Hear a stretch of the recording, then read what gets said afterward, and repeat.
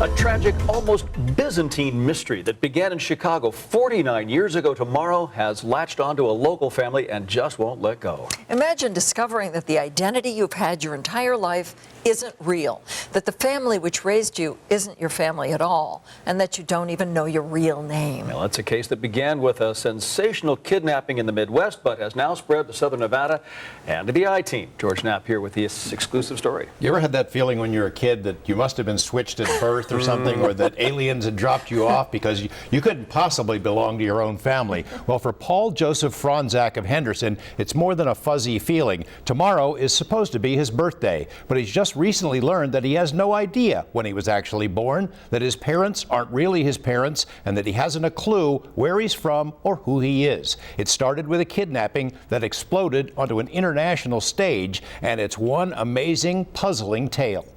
I don't even know how old I am, or who I am, or what nationality, all those things that you just take for granted. Paul Fronczak has had two identities in his 49 years, but neither are his own. His first namesake was born April 26, 1964, at Chicago's Michael Reese Hospital, the son of Chester and Dora Fronczak. One day later, a woman dressed as a nurse walked into the mother's hospital room and said the baby needed to be examined by a doctor. Dora handed him over. 7 hours later, a doctor comes in to check on her baby. And she's like, "You guys have my baby." And he's like, "No, we don't." A frantic, desperate manhunt was launched by police. Witnesses say the middle-aged woman had walked out the back of the hospital, hopped into a cab, and drove away with the baby.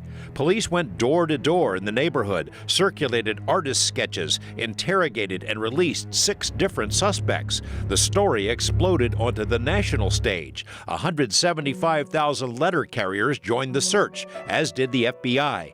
Agents examined 10,000 babies, interviewed 3 times that many witnesses. The kidnapping became an international sensation. The heartbroken Fronczaks were hounded by media. It was huge. My parents have letters from the Pope, letters from people from all over the country. It was a huge case. And my parents got really frustrated because they'd have reporters hanging outside their windows, climbing telephone poles, taking pictures of them when they were at church, just following them all over the place. Phony kidnappers tried to extort money from the Fronczaks and were arrested, but the baby was never found. 2.5 years later, a boy in a stroller was abandoned outside a store in Newark, New Jersey. Child welfare authorities named him Scott McKinley. FBI agents examined him at the orphanage, looked at his skin, bones, blood, and his ears. The FBI decided that because my ears matched the Fronczak baby, that I was probably the Fronczak baby. Mrs. Fronczak took one look and said, "That's my baby." "It's Paul," newspapers declared, though police admitted they still had doubts. The Fronczaks adopted Scott McKinley, renamed him, and returned him to a loving family in Chicago. The boy in those home movies was happy and healthy. Paul says he had no idea about the kidnapping until years later when he found a box of newspaper clippings. Even then, his parents didn't tell him much. As he grew older, though, he began to suspect he didn't quite belong. He was different, didn't look like his Polish-Croatian parents, but was never able to get any solid answers from them until just recently. I'll tell you that when she was born in the hospital, I didn't let her leave my side once. For most of his life, he's been Paul Joseph Fronczak, but now, living in Henderson with wife Michelle and daughter Emma, the need to know for sure has grown more imperative. You know, she knows my side of the family, but we don't know anything about his parents and health issues or anything like that, so. Did he tell you this story sort of in the beginning when you're first maybe Yeah, I going think out we had together? gone on about 5 or 10 dates. It's a great line, George. It always works. I thought he was Yeah, I was crazy. kidding. I really thought he was crazy. I was just telling my coworkers today, I thought, this is a lifetime story. This can't be true. But Paul showed her the old news clippings. Last year, while his parents were visiting from Chicago, Paul decided to do something. He bought a DNA kit at a drugstore. And I said, "Hey, by the way, have you guys ever really thought if I was yours?" You know, kind of making a joke of it, you know? They're like, "Yeah, we thought about it." I'm like, "Hold on." I went and got the DNA kit, brought it out, and 5 minutes later, we're swabbing away. A week later, a DNA technician told him the stunning news. There's no remote possibility that you are the Fronczak baby. And I was like, wow. He told the I-Team his story, but has not been able to bring himself to tell his parents. Lucky. He's so lucky that he was adopted by the Fronczaks. You know, because who knows what life he could have had. You haven't told him yet? Yeah, I haven't told them. I want to do it right. There's no do-overs in this one. Like I said, as a mother, I think it's going to be very difficult. Very difficult. My heart goes out to them. That's. But it's important to him. And it's important for our family. And the whole thing is, it's just, it's not just about them anymore, it's just about me. It's about, is their real son still alive? Is he out there? Hopefully this story can help us find out. This isn't just one mystery, it's several. What became of the real Paul Fronczak, not to mention his kidnapper? Why was that baby abandoned outside a store in Newark? What's the real name, age, and nationality of the guy living out there in Henderson? And where's his other family? When the I-Team started working on this story weeks ago, Paul had not yet informed the Fronczaks about the results of the DNA test. But his parents have now been told the hard truth. Tonight at 11, we'll have that part of the story. We put together a special web page which contains everything we could find on this case in hopes the public might help us solve these mysteries and assist Paul in learning who he really is. And we hope you will add your input and ideas because we're in this for the long haul. So you can go to our website, use the keyword mystery, and see it all laid out there. Let's hope we can solve it. The DNA test results came back, and it turns out I am not your biological son. I am not the kidnapped baby that you had stolen from your arms on April 27th, 1964. The gut-wrenching letter sent by Paul Fronczak to the loving couple that have been his parents for more than 40 years was not well received. Dora and Chester Fronczak were stunned. The father was angry, but Paul hoped they would digest the shocking news and change their minds. They did. I wanted to call them every day, but I didn't. I wanted them to, settle a little bit, and then I finally called. And it was a great conversation. The Fronczaks agreed to do whatever they can to help Paul figure out who he is, so long as they don't have to talk to any reporters. They got their fill of paparazzi back in the 60s when their story became an international sensation. A woman walked into a Chicago hospital dressed as a nurse and walked out with their newborn baby. Police and FBI launched a nationwide search for the baby and the kidnapper. Thousands of suspects were investigated. Thousands of babies were examined. The Fronczaks were heartbroken.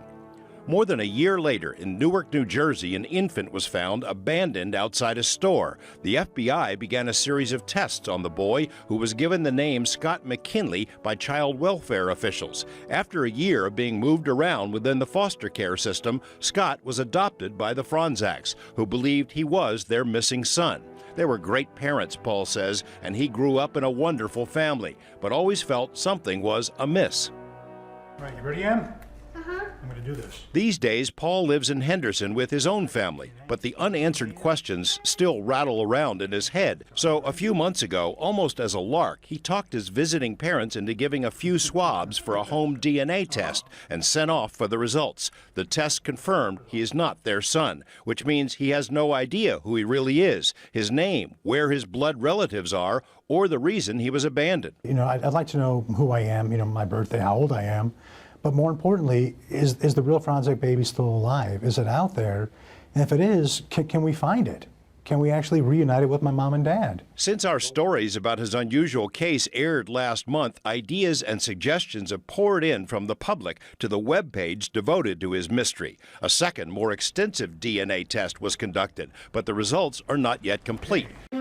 And the case came to the attention of Ancestry.com, an online DNA and genealogy site with a gigantic database. With billions of records and millions of family trees. Experts there agreed to administer a third test. It's a beta test that checks for 700,000 markers, and I had to felt like a gallon, but it was just a vial of DNA spit. Ancestry.com has told Paul if he has any blood relatives left alive, they're going to find them.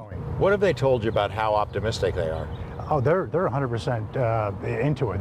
They're like, these markers will get it down to at least a third or fourth cousin in my real family, and also finding my surname, the family name. In the meantime, the I-Team, assisted by our affiliate in New York, has filled in some of the blanks about Scott McKinley, the boy abandoned in Newark. On the day he was left in a stroller on a sidewalk, someone called Newark police with a tip about the baby. The variety store where he was left thrived for many years, but went out of business in the 70s. We tracked down the nurse who was photographed with Scott in a snapshot that was seen all over the country, but she died 6 years ago. The caseworker in charge of Scott's time in the foster system is now in her 80s and doesn't remember him. And the city of Newark, which presumably has records which could shed light on the mystery, has been unable, but mostly unwilling, to dig into its files. But progress has been made, and chances are good the New Jersey part of the mystery is going to be solved. So my bag's packed. I'm ready to go to Jersey. I mean, whatever it takes. The Chicago mystery is tougher to crack. What became of the Fronczak baby and the kidnapper? But Paul is optimistic. Hopefully someone's going to come forward, and the more light we shine on this case, the more we have a chance of finding something. I don't know why. I have this feeling that the Fronczak baby is still alive. We've learned that the FBI has reopened the Paul Fronczak kidnapping case, a story that made national headlines way back in 1964, and again this year, following exclusive stories by the I-Team.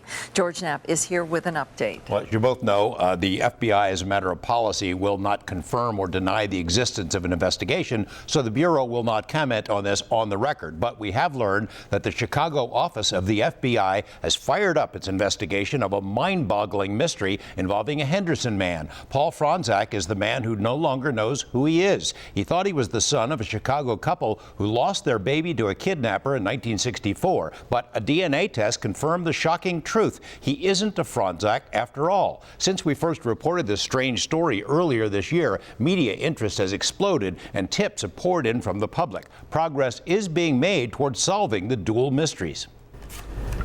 Okay. This is a DNA kit. A Band-Aid? Kind of. The Fronczaks are now more than familiar with DNA testing. Paul Fronczak has taken at least 5 tests so far, including the most recent one at the request of 2 Chicago FBI agents who visited his home 2 weeks ago. A home DNA test taken last year is how he learned the shocking news that he isn't the person he thought he was. That's a lot to absorb. It was. I'm I was actually at work when I got the results, and for like the next hour, I was kind of sitting there just staring at my desk.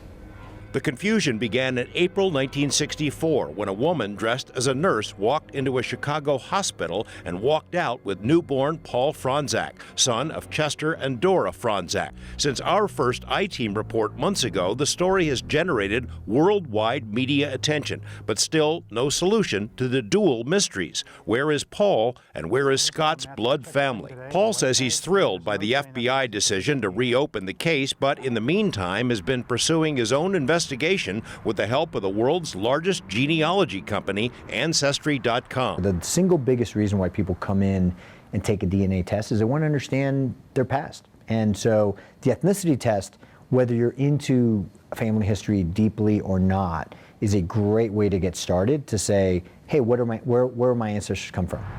Ancestry.com of Provo has an astounding database, 11 billion public records, 5 billion names, 40 million family trees, and every day an army of researchers ingests a library's worth of paper.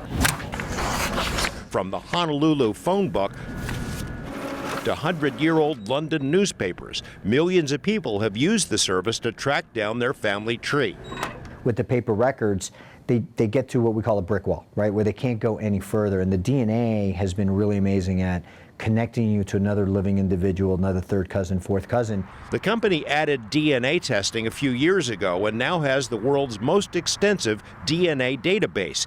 Each DNA test looks at 700,000 markers that allow for comparisons to DNA samples from all over the world. They can help customers identify where their ancestors are from, but also learn the names of existing blood relatives. On average, our customers are finding 20 to 30 fourth cousins right off the bat because our database is so big. He emphasizes, though, the company is not a detective agency. It doesn't do paternity tests, drug screens, or arrange for family reunions. Paul Fronczak says the DNA test he provided has already turned up tantalizing results. The name of a third cousin to Scott McKinley, and a surprise, too. His ethnicity is European, as he suspected, but he recently learned he's part Jewish. It's a unique story in one sense. It's very common in another, and it's common in the fact that, as I said earlier, everyone wants to know where they came from, and what their ancestry is. Paul Fronczak is hoping to get answers not only for himself and his family, but also for the kindly couple who raised him and who will always be his parents.